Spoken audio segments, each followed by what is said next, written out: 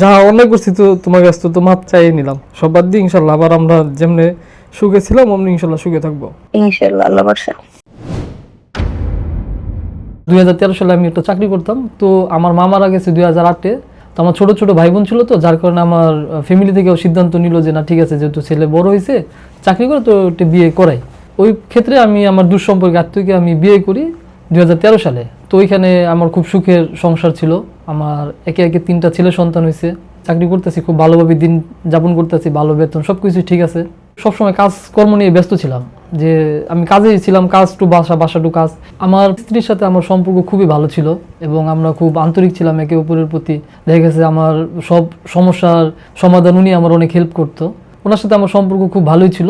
তো 2023 সালের দিকে, তখন আমার সংসারের বয়স 14 বছর চলে, ফেসবুকে একটা মেয়ের সাথে পরিচয় হয়, নতুন একটা মেয়ের সাথে আমার পরিচয় হয়। ওর সাথে আমার মেসেঞ্জারে হাই হ্যালো, জানতে পারলাম যে ওর ফ্যামিলি অর্থনৈতিক অবস্থা খুব একটা ভালো না। তো মাঝে মাঝে আমার কাছ থেকে টাকা পয়সা চাইতো, যে ভাইয়া আমি একটু সমস্যায় আছি, আমি কলেজে ভর্তি হতে পারতেছি না, আমার একটু হেল্প দরকার, আমি বাসা ভাড়া দিতে পারতেছি না। তো আমি সহজ মনে ভাবতাম যে না, হয়তো বা মানুষের সমস্যা থাকতে পারে না, আর আমিও যদি একটা মানুষকে হেল্প করতে পারি আমার তো সমস্যা নাই, আমি তো ওর সাথে সম্পর্কে যাইতেছি না। তো পরবর্তীতে ও দেখতেছে আমার সাথে, আমার বলতেছে ভাই আজকে ফিরে আসেন কিনা, চলেন কোথা থেকে আমরা ঘুরে আসি। তো তখন আমিও চিন্তা করলাম যে যাই, সমস্যা কি। তো ওরে নিয়ে মাঝে মাঝে, আমার স্ত্রী কিছুই জানছে না? না, তখন কিছুই জানতো না। আমার বাইক ছিল, বাইক দিয়ে ওরে নিয়ে আমি মাঝে মাঝে এদিক সেদিক একটু ঘুরতে যাইতাম রেগুলারই। মোটামুটি একটা সময় দাঁড়াইছে যে আমরা রেগুলারই ঘুরতাম, কিন্তু এর ভিতরে মানে ও যে আমাকে দুর্বল করব এরকম কোনো খারাপ মানে সম্পর্ক ওর সাথে আমার হয় নাই। তো এইভাবে 3-4 মাস গেল। 3-4 মাস যাওয়ার পরে আমার বাসায় বিষয়টা জানতে পারলো, ওয়াইফ জানতে পারলো যে আমি এরকম একটা মেরে নিয়ে বাইকে ঘুরতেছি। তারপর আমার বাসায় যাওয়ার পর আমার জিজ্ঞেস করলো যে তুমি এই কাজটা কেন করতেছো, আমার 3টা ছেলে সন্তান আছে, তারপরে তুমি একটা মেয়ের সাথে এভাবে ঘুরতেছো। পরে আমি অনেক রিকোয়েস্ট করা যায়, ঠিক আছে আমি আর করবো না, আমার ভুল হয়ে গেছে গা। তো ওইভাবে চলতেছিল। বাসায় যাওয়ার পরে বিষয়টা নিয়ে কিছু বলে নাই, যে ঠিক আছে তাহলে তুমি সবকিছু শেষ করো। আপনার স্ত্রী আপনাকে খুব বিশ্বাস করতো? যে অনেক বিশ্বাস করতো, আমার স্ত্রী আমার খুবই বিশ্বাস করতো। তো ওই বিষয় নিয়ে পরবর্তীতে আমার কিছু বলে নাই, আমারও মন নরম হয়ে গেছে। আমি মানে একটা মায়ায় পড়ে গেছি, যে একটা 22 বছরের একটা মেয়ে, অবিবাহিত একটা মেয়ে, অবিবাহিত একটা মেয়ে ছিল। আপনি যে বিবাহিত ছিলেন, আপনি সেই মেয়েকে জানিয়েছিলেন? জি, আমি প্রথম কথা যখন শুরু হয় তখন থেকেই ও আমার সবকিছু জানতো, আমার ফেসবুকে সব স্টোরি দেখতো, সবকিছু তো লাইক দিত, আমার 3টা বাচ্চা আছে, ও সবকিছু জানতো। তো মায়ায় পড়ে গেছি। এরপরে তো মোটামুটি এভাবে 8-9 মাস চলতেছে, ওর সাথে বিভিন্ন জায়গায় যাওয়া, সারাদিন থাকা, অফিস বাদ দিয়েও দেখা গেছে ওর সাথে আমি সারাদিন থাকছি, ঘুরছি ফিরছি, রাত্রেও। তখন খুবই ক্লোজ সম্পর্ক, যে আমার তখন বাসা থেকে আমার একটা দূরত্ব তৈরি হলো। বাসায় আমি মানে টাইম টু টাইম যাইতাম না, লেট করে যেতাম, যে আমি অনেকটা সাইকোর মতো হয়ে গেছি গা। আমি ওরে ছাড়া মানে আমার দুনিয়াতে কিছুই ভালো লাগতো না, মানে আমার ওই প্রেমিকা ছাড়া আমার বাচ্চা, আমার বাসায় ওয়াইফ আছে, আমার বাবা মা, কিছুই ভালো লাগতো না। দেখা গেছে যে ওরে নিয়ে সারাদিন থাকতাম, অফিস থেকে ওরে নিয়ে বেরোইতাম, ঘুরতাম, মানে বিভিন্ন জায়গায় আমরা বিভিন্ন সময় ঘুরছি, রাত নাই দিন নাই, সবসময় ঘোরাফেরার উপরে থাকতাম। প্রতিদিনই ওর নিয়ে বেরোলেই ওর শপিং লাগবো, ওর এটা লাগবো সেটা লাগবো, এদিকে কলেজের ফি সবকিছু মানে আমি কন্টিনিউ করতেছি। শপিং মানে থাকা, বাসা ভাড়া টাড়া সবকিছু আমার উপর দিয়ে চলতেছে। এমনকি ওর বাসায় যদি টাকা লাগতো, এমন সময় আমার কাছে তো অনেক টাকা পয়সা নিছে, যে আমার বাসায় এটা দরকার ওইটা দরকার। এইভাবে মোটামুটি সবকিছু চলতেছিল। আমার বাসায় একটা পর্যায়ে যাই না গেল, জানার পরে আমার বাসায় আবার ঝামেলা শুরু করলো। আমি ওর অনেক কষ্ট করে বুঝাইলাম যে দেখো আমি একটা মেয়ের সাথে খুবভাবে জড়াই গেছি গা, আমি ওরে খুব মায়া পড়ে গেছি, ওরে আমি ছাড়তে পারতেছি না। তো বাসায় এগুলো নিয়ে প্রতিদিন যা ঝামেলা হইতো, ঝগড়াঝাটি হইতো। কিন্তু ওই আমার যে প্রথম স্ত্রী, উনি যে আমার প্রেমিকাকে অনেকবার বুঝাইছে যে দেখো তুমি তো যে কাজটা করতেছো এই কাজটা তো ঠিক না, ওর তো বাচ্চা আছে 3টা, তুমি জানো সবকিছু, তুমি ওর সাথে কেন জড়াইতেছো। আর এর ভিতরে ওর সাথে মোটামুটি তো শারীরিক সম্পর্ক অনেকবারই হয়েছে। পরে আমি জানতে পারি যে ও প্রেগনেন্ট, বিয়ের আগে ও প্রেগনেন্ট। পরে আমি ওরে একটা পর্যায়ে বলছি যে চলো আমরা বাইরে থেকে ঘুরে আসি। ও বের হয়েছে, তারপর ওরে নিয়ে আমি ওই কাজী অফিসে গেছি। কাজী অফিসে যাওয়ার পরে বিয়ে করছি 5 লাখ টাকা কাবিন দিয়ে। পরে বিয়ে করার পরে আমি বলছি তো ঠিক আছে তাহলে এটা হাইড রাখো, কাউরে কিছু বলার দরকার নেই, তুমি তোমার মতো করে থাকো আপাতত কিছুদিন, আমি বাসা ম্যানেজ করে তারপরে তোমার যা করা লাগবে করবো। এরপরে ও বাসায় গেছে, বাসায় যাওয়ার পরে ওর মারে বিষয়টা বলছে যে আমরা তো বিয়ে করে ফেলছি। তারপর ওর এলাকার এক বড় বাইরে দিয়ে আমার ফোন দিয়েছে, এই তুমি বিয়ে করছো? আমি বলছি হ্যাঁ ভাই বিয়ে করছি। বিয়ে করবো না, আমার বাচ্চার পেটে, আমি ওর বিয়ে করবো না? বলতেছে তুমি তোমার আত্মীয় স্বজন নিয়ে, তোমার ফ্যামিলি গার্জিয়ান নিয়ে তুমি আজকে তোমার ওয়াইফের বাসায় আসো। তো আমি পরে গেছি সন্ধ্যার সময়, আমার 2জন বন্ধু নিয়ে ওদের বাসায় গেছি। যাওয়ার পরে বলতেছে যে আমার মেয়েরে তোমার জমি কিনে দিতে হবে। ওর বাবা মা বলতেছে ওর যে তোমার বিয়ে করছে এখন ওর ভবিষ্যৎ কি, ওর তোমার জমি কিনে দিতে হবে, ওরে 20 লাখ টাকা দেয় তুমি জমি কিনে দিবা। আমি বলছি ভাই এখন তো আমার পক্ষে সম্ভব না, সময় দেন, এখন টাকা পয়সা একটু কম আছে, ওরে আমি ওর অ্যাকাউন্টে 2 লাখ টাকা ডিপোজিট করে দিই, যে এই টাকাটা আপাতত তোমার কাছে থাকুক, পর্যায়ক্রমে আরো দিয়ে আমি তোমারে একটা কিছু করে দেবো। দেওয়ার পরে ও 2 লাখ টাকা পাইলো। পরে কিছুদিন পরে আবার দেখি যে ফোন দিতেছে, মানে ওর এটা লাগবে এটা, পরে আমি আবার বাসায় যাইতেছি সবকিছু দিতেছি, সবকিছু খরচ দিতেছি। তো আমি ওর যাবতীয় চিকিৎসা খরচ, টাকা পয়সা, ওষুধ টষুধ যেখানে যা লাগতো আমি সবকিছু বের করছি, সবকিছু দিছি। এর মধ্যে একদিন খবর আসলো যে ওর বাবু, মানে আমার বাবুটা আসছে দুনিয়াত। খবর পেয়ে বাবুর আনুষঙ্গিক যা লাগে সবকিছু আমি নিয়ে গেছি ওদের বাসায়। নিয়ে যাওয়ার পরে বাবুরে রাখলাম, কুলে আদর টাদর করলাম, ওই যেখানে যত খরচ টরচ সবকিছু আমি বের করলাম। এরপর থেকে ওর বাসায় আমার কন্টিনিউ মানে রেগুলার আসা যাওয়া। কিন্তু ওর ভিতরে মানে একটা টাকার চাহিদা, যে ওরা আমি এখনো জমি কিনা দিই না কে। বাবু হওয়ার 1 সপ্তাহের মধ্যে আমি বাবুর আকিকা দিলাম ওদের বাসায় রেখেই। তারপরে বাবু হওয়ার পরে বাবুর একটা স্বর্ণের চেইন, ওর একটা স্বর্ণের চেইন গিফট করলাম। বাবুটা হওয়ার ঠিক 1 মাস আমার ফোন দিয়ে বলতেছে যে আপনি আর আমার বাসায় আসবেন না। আমি বলতেছি কেন, আমি বাবুরে দেখতে যাবো না? না, আপনি আমার বাসায় আসবেন না, আপনি আমার বাসায় আসলে অনেক ঝামেলা হবে। আমি বলতেছি কেন? পরে আমি উপেক্ষা করে আমি আমার বাবুর কাছে যাব না। গেছি, পরে আমি বাজার টাজার নিয়ে গেছি। ওর বাবা আমার বাজার টাজার কোনো কিছুই রাখবে না, সবকিছু ফালাই দিতেছে, আমার বাজার টাকা পয়সা কোনো কিছু দরকার নাই, আমার বাবু দেখতে দিবে না। পরে আমি এলাকার লোকজন নিয়ে বলছি যে এরকম করতেছে কেন, আমার বাবু আমার দেখতে দিবে না, আমি তো টাকা পয়সাও দিতেছি। তারপর কি করবো? পরে আবার লোকজন বসার পরে বললো যে ওরে আরো কিছু টাকা দাও, ওই টাকা যেটা দিছো ওটাতে বিশ্বাস পাইতেছে না যে তুমি আসলে ওরে কি রাখবা না, সংসার করবা কি করবা না, ও বিশ্বাস পাইতেছে না। পরে কি করবো? পরে আবার টাকা দিলাম 4 লাখ ব্যাংকে, ওর অ্যাকাউন্টে আবার 4 লাখ টাকা দিলাম, যে ঠিক আছে 6 লাখ টাকা হইলো, তো ঠিক আছে। বাবু আবার কিছুদিন দেখতে দিল, আবার একসাথে রইলাম। এখন বাবু একটু বড় হয়েছে, তো চিন্তা করলাম যে আমাদের একটা আলাদা বাসা নেওয়া উচিত।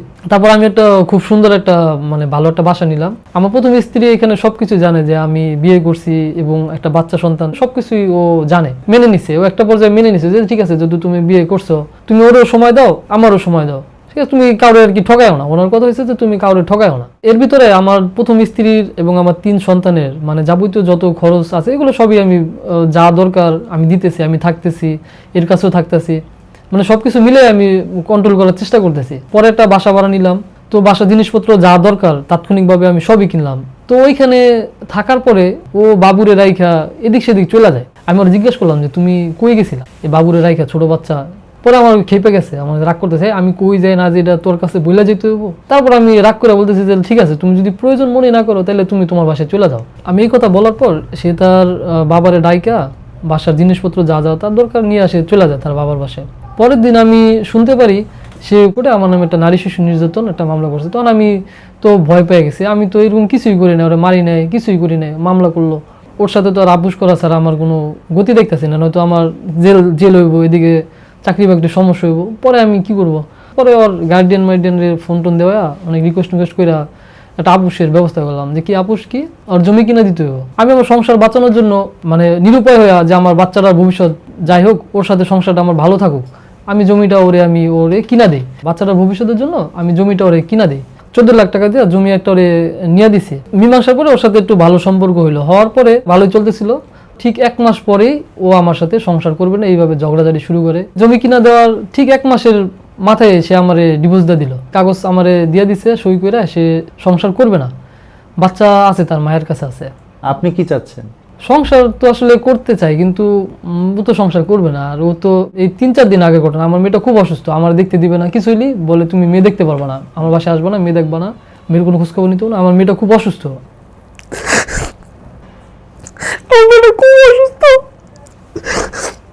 আমার যারা আমার বাচ্চাটা কিচ্ছু বুঝে না, কিছুই বুঝে না, মানে বলতেছে যে অনেক অসুস্থ মেয়েটা, আমার দেখতে দিবে না, কিছু হইলে বলে যে তুই আমার মেয়ে দেখতে পারবি না, মেয়ে নিয়ে ব্ল্যাকমেল করে। খারাপ লাগে আমার মেয়েটার জন্য। ভাবি আসসালামু আলাইকুম। ওয়ালাইকুম আসসালাম। আমরা কথা বলছি আমাদের অতিথির প্রথম স্ত্রীর সাথে। কেমন আছেন আপনি? আপনার কাছে জানতে চাইবো উনি যে দ্বিতীয় বিয়ে করেছিলেন, যদিও ওনার মুখ থেকে আমরা শুনেছি, তারপরেও আপনার কাছে জানতে চাইবো যে দ্বিতীয় বিয়ের সময় আপনার অনুমতি ছিল কিনা। বুঝিনি তো, ভালোবাসা মানুষের ভাগ তো দেওয়া যায় না, এটা তো সবাই জানে। অনেক চেষ্টা করছি ভাই, অনেক মানে কান্নাকাটি করছি, ফিরাইতে পারি না। এটা কি আমার ব্যর্থতা না কি আমি নিজেও জানি না ভাই। যথেষ্ট চেষ্টা করছি ভাই, আমার যতটুকু সম্ভব ছিল মানে আমি অনেক চেষ্টা করছি, কিন্তু আমি আসলে ওরে যে পুলিশের কাছে ধরাইয়ে দেওয়া বা ওর নামে একটা মামলা কইরা হয়রানি করা ভাই, এটা আসলে পারিনি। আমি অনেক চেষ্টা করছিলাম কিন্তু আমি পারিনি ভাই। আমার মানে সাহস বলতে কি, আমি এতটাই ভালোবাসছি যে আমি পারিনি। এখন একটা ঘটনা ঘটে গেছে, যেহেতু একটা বাচ্চা হয়েছে, আমি সবকিছু আবার আস্তে নিজেকে কন্ট্রোল করে সবকিছু আমি মানায় নেওয়ার চেষ্টা করছি, যেহেতু আমারও 3টা সন্তান আছে। মানে আমি চাইছিলাম ঠিক আছে, যেহেতু বিয়ে করছে সংসার করুক ভাই, সংসার করতেছে তার মতো করুক, আলাদা থেকে করুক, যেন আমার সামনে না আসে। এমনকি ওর দ্বিতীয়বার যে বাচ্চাটা মেয়ে সন্তানটা কিন্তু আমার কাছে প্রায় 2 দিন 3 দিন আইনা আমি রাখছিলাম আমার কাছে। তারপরও ভাই আসলে সবসময় আমি অপরাধী, মানে ওই মেয়ের কাছে মেয়ে বকাবাজি করে আমারে, মানে আমি এই জায়গায় অপরাধী এরকম। আর আমি চাইছি, আপনার ধরেন আমার হাজবেন্ডটা অনেক চেষ্টা করছে ফিরানো, কান্নাকাটি করছি অনেক, ধরেন আমি তো মামলা করতে পারিনি, কিন্তু অনেক জায়গায় আমি দৌড়াদৌড়ি করছি বড় ভাই বা মানুষের কাছে যিনি ফিরে বুঝানোর জন্য। কিন্তু আসলে ও বুঝে, নিজের ভালো নিজে বুঝে না এমন না, ও বুঝা ও নিজের কন্ট্রোল করতে পারে না। 2 দিন কি 3 দিন ঠিক থাকতে পারে, পরে আর ঠিক থাকতে পারে না। এমন করে যে পাগল হয়ে যায় ও, মানে কেমন যে করে আসলে বুঝি না, ও সংসারে মনই টিকতে পারে না। আপনার স্বামী গত 3 বছর ধরে ভালো নেই। এটা আমি জানি ভাইয়া, ও যে ভালো না আমি জানি। ও রাত্রে ঘুমায় না ভাইয়া, আমি তো বাসে থাকি ভাই, ছটফট করে, ঘুমাইতে পারে না, অস্থির, ঠিক মতো খাওয়া দাওয়া করে না। আমি বুঝি ভাই, আমি জানি না যে কিরকম চেষ্টা করলে একটা পুরুষ মানুষকে আটকানো যায় ভাই, আমার ধারণা নাই। চিল্লা ফাল্লা, মাঝখানে অনেক চিল্লা ফাল্লা করছি, নিজে আত্মহত্যা করতে চাইছি, আবার বাচ্চার মুখের দিক তাকাই আবার ফিরে আইছি। কি করবো বলেন? আর ও যদি একটা মানুষে, আমি ঠিক আছে আমি ওরে অনেক ভালোবাসি, আমার জীবনের চেয়েও বেশি ভালোবাসি, কিন্তু ও আবার আমার চেয়ে ওরে বেশি ভালোবাসে। দ্বিতীয় স্ত্রীকে। জি, মানে আমার চেয়ে ওরে সত্যি অনেক বেশি ভালোবাসে, আমার জানা সত্যি এখনো। কথাটা সত্য তো, তাই না? জি, অনেকটা সত্য। আসলে কি ভাই, আমার মনে হয় কি জানেন, ও মানসিক ভাবেই ঠিক নেই, আমার এমন মনে হয় মাঝে মাঝে, যে এমন করছে ওরে, যে ও মানে নিজের ভিতরেই ও নিজে নাই। ও কিন্তু ওরকম ছিল না, ও পাশে কেউ কিছু করলে লজ্জা পাইতো, অনেক লাজুক ছিল। কিন্তু হঠাৎ করে ভাই একটা মেয়ে মানুষ যে ভাই এত পরিবর্তন করতে পারে, আমি মানে আমি 14 বছরে, তা 14-15 বছর আমি পারলাম না। ও যদি আমার না বইলেও যদি যায় না, মানে ওর দ্বিতীয় স্ত্রীর কাছে যদি না বইলেও যায়, কিন্তু ওরে দেখলেই আমি বলতে পারি ভাই, বা ওর চাল চলন, ওর বাসাতে বের হয়ে যে যাইবো, যে ওর সাথে আজকে দেখা করবো বা থাকো, মানে আমি বুঝতে পারি ভাই। কষ্ট ভাই, বুঝে না মা, মেয়েদের এসে সবচেয়ে কষ্টের কি আছে বলেন তো? আছে এর চেয়ে বেশি কোন কষ্টের কিছু আছে? কিন্তু আমি সন্তানেরও, যেমন আমি সত্যি কথা বলবেন যে কি, আমি সন্তানের চেয়ে মনে হয় ওরে বেশি ভালোবাসি। আসলে যে থাকার না এমনি দেখা যায় না ভাই, কি কমতি ছিল ভাই ভালোবাসার, আমি নিজে জানি না। যে একটা মেয়ে মানুষে যদি, যে একটা মেয়ে মানুষে মামলায় করে বা তারে গেলে এত অবহেলা, অত্যাচার, তার প্রতি এত ভালোবাসা কিসের জন্য আমি বুঝি না। আচ্ছা, এতদিন তো অনেক কিছু সহ্য করলাম, ইনশাল্লাহ ভবিষ্যতে আর এই বিষয়গুলো নিয়ে আর সামনের দিকে আগাবো না। তুমি তো জানোই বাচ্চারা আমার কাছে কতটা মানে কাছে। জানি তো, আমি কি করবো, আমার কিছু করার আছে। আমি তো অনেক চেষ্টাই করছি যে বাচ্চার কাছে যেন থাকতে পারো, আমি অনেক চেষ্টাই করছি, কিন্তু আমি আর কি করতে পারি? ওই রে, যা অন্যায় করছি তো তোমার কাছে তো মাপ চাই নিলাম। সব বাদ দিয়ে ইনশাল্লাহ আবার আমরা যেমনি সুখে ছিলাম অমনি ইনশাল্লাহ সুখে থাকবো। ইনশাআল্লাহ, আল্লাহ ভরসা। আজকের আলোচনায় যাকে নিয়ে কথা বলা হয়েছে, অতিথির দ্বিতীয় স্ত্রী, তিনি যদি ইচ্ছা করেন তাহলে আমাদের সাথে যোগাযোগ করে তার নিজের বক্তব্য তুলে ধরতে পারেন। আমরা আবারও স্পষ্ট করে বলতে চাই, এই আলোচনায় সংশ্লিষ্ট অতিথি ও তার সঙ্গে জড়িত সকল ব্যক্তির পরিচয়, ব্যক্তিগত তথ্য সম্পূর্ণভাবে গোপন রাখা হয়েছে, যাতে কারো ব্যক্তিগত মর্যাদা বা নিরাপত্তা বিঘ্নিত না হয়।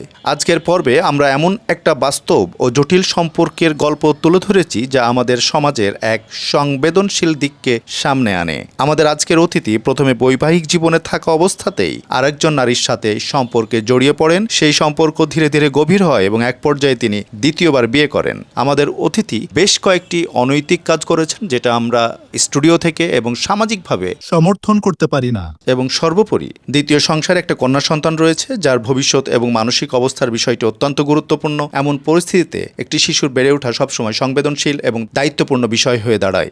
আজ এই পর্যন্তই। আপনারা ভালো থাকবেন। আসসালামু আলাইকুম।